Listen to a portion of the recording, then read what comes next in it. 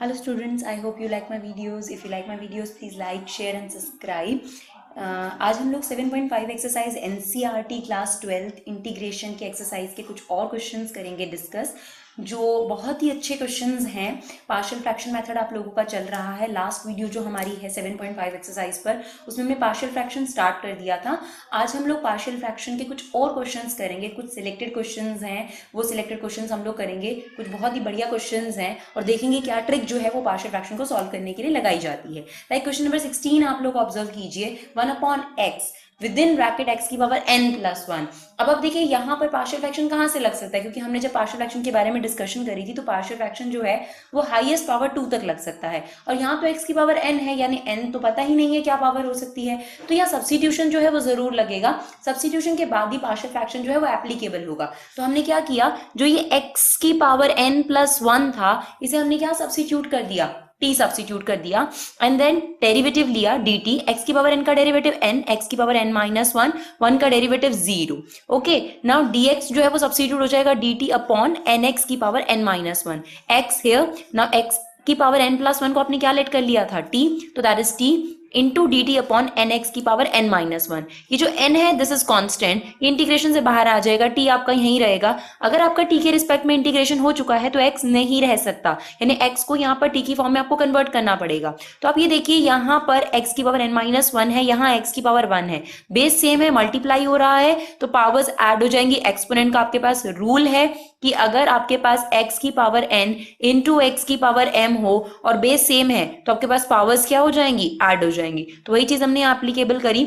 n-1 plus 1 से 1 cancel out हो जाएगा, x की पावर n बचेगा, और x की पावर n की जो वैल्यू है वो आप यहां से निकाल सकते हैं, दैट इज t-1।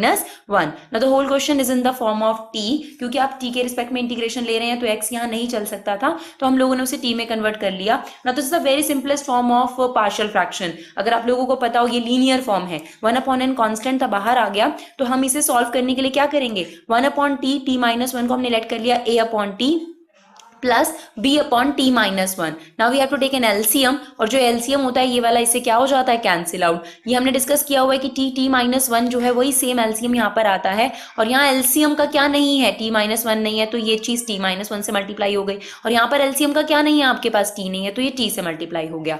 नाउ आपके पास जो एक्सप्रेशन रिमेनिंग रहा that is 1a(t-1 plus bt। अब यहाँ पर आप t की वैल्यू सब्स्टिट्यूट करते हैं, कम से कम आपको दो वैल्यू सब्स्टिट्यूट करनी पड़ेगी, क्योंकि आपको a और b दो कॉन्स्टेंट जो है वो फाइंड आउट करने हैं। तो अगर आप यहाँ ऑब्जर्व करेंगे तो अगर t की वैल्यू 0 रख देते हैं तो ये एक्सप्रेशन 0 हो जाता है, और t की वैल्यू 1 रख देते हैं तो ये एक्सप्रेशन 0 हो जाता है। इसीलिए हमने सबसे पहले t को क्या सब्स्टिट्यूट कर दिया, 0।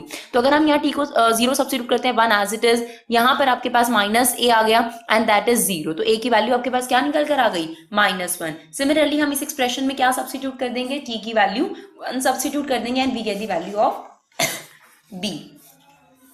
देखिए यहाँ पर हमें b की वैल्यू मिल गई 1।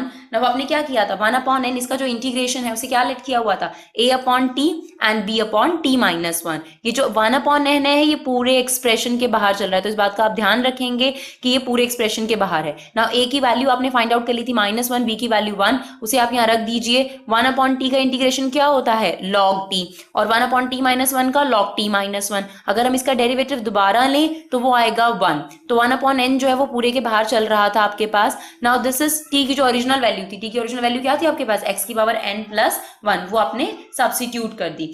Okay, now log a minus log b, that is minus log b. Log a minus log b is log a upon b. Now this is your answer. Hope it's clear. Now the next one, question number 17. Cos x upon 1 minus sin x 2 minus sin x dx। तो देखिए substitution यहाँ applicable बिल्कुल है, क्योंकि अगर आप sin x को t late करेंगे तो cos x उसका डेरिवेटिव चल रहा है। तो सबसे पहले हम लोग क्या अप्लाई करते हैं, अपना ट्राई करते हैं कि सब्स्टिट्यूशन अगर एप्लीकेबल हो रहा है तो सब्स्टिट्यूशन लगाया जाए। तो हम यहाँ सब्स्टिट्यूशन लगा रहे हैं, तो t को आपने क्या सब्स्टिट्यूट कर दिया, sin x। Now sin x का डेरिवेटिव cos x। नाउ यहाँ पर क्या होगा, cos x as it is 1 minus t 2 minus t dt upon cos x से cos x cancel out. Now this is the simplest form of partial fraction, तो आप इसे late कर लेंगे, लीनियर फॉर्म है आपके पास, फर्स्ट फॉर्म है 1/1 minus t 2 minus T equal to A upon 1 minus T B upon 2 minus T. आप यहाँ एलसीएम लेंगे जो कि यही वाली सेम चीज आएगी, ये इससे कैंसिल आउट हो जाएगा। रिमेनिंग एक्सप्रेशन आपके पास ये है। यहाँ पर आप क्या सब्स्टिट्यूट करेंगे टी की वैल्यू, एक आप 2 रख सकते हैं और एक 1 रख सकते हैं। तो इस एक्सप्रेशन में हम एक बार टी की वैल्यू 2 रखेंगे और एक बार टी की वैल्यू 1 रखेंगे and then we get the value of A and B. और ए और बी को यहाँ सब्स्टिट्यूट करके हम इसका क्या ले सकते हैं इजिली, इंटीग्रेशन। ए और बी कांस्टेंट होते हैं, वो इंटीग्रेशन से बाहर आ जाएंगे। तो हमने यही किया। अब देखिए जो एक्सप्रेशन आपके पास था उसमें हमने x की वैल्यू 1 सब्स्टिट्यूट करी, we get the value of a।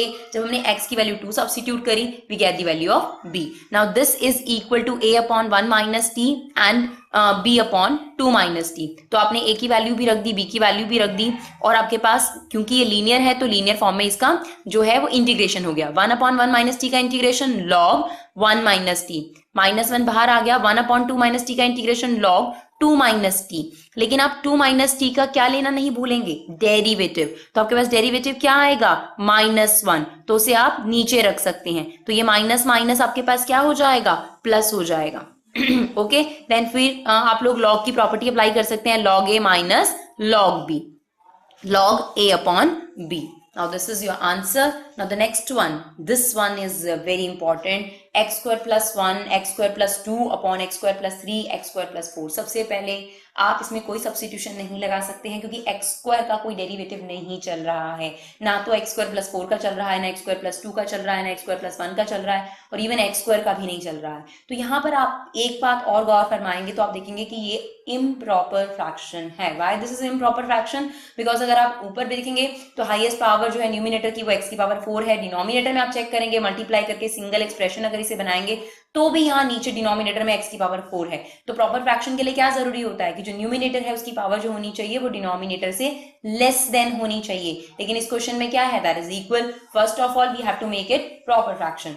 तो सबसे पहले आप इस क्वेश्चन को देखिए, बहुत डिफिकल्ट हो जाएगा सॉल्व करना। तो हम इस पूरे एक्सप्रेशन में एक्स स्क्वायर देख रहे हैं, तो इसी वजह से हम इसे लेट नहीं कर रहे हैं, हम इसे जस्ट पुट कर रहे हैं y, एक्स स्क्वायर को y सिंप्लीफाई करने के लिए। हम लोग इस एक्सप्रेशन में से dx नहीं हटा सकते हैं, इसलिए हम इसे सब्स्टिट्यूट नहीं कर रहे हैं। हम लोग सिर्फ थोड़ी देर के लिए इसे सिंप्लीफाई करने के लिए y लेकर चल रहे हैं। तो हमने x स्क्वायर को y ले लिया, this is y plus 1, y plus 2, y plus 3, y plus 4। Now this is your expression, हमने उन्हें मल्टीप्लाई कर लिया। Now this is in the form of improper, तो हमें इसे क्या करना पड़ेगा, प्रॉपर बनाने के लिए डिवीजन लॉगरिथम लगाना पड़ेगा। तो हमने डिवीजन लॉगरिथम लगाया, तो y square plus 3y plus 2 को हमने किससे डिवाइड कर दिया, y square plus 7y plus 12 से। तो 1 पर आपका जाएगा, रिमाइंडर आपके पास ये बच गया। तो आप इस एक्सप्रेशन को कैसे लिख सकते हैं, हम लोगों ने आपको पहले भी बताया, QRD यानी question plus reminder upon divisor. Now this is your question, reminder हमने माइनस कॉमन ले लिया और अपॉन में डिवाइजर।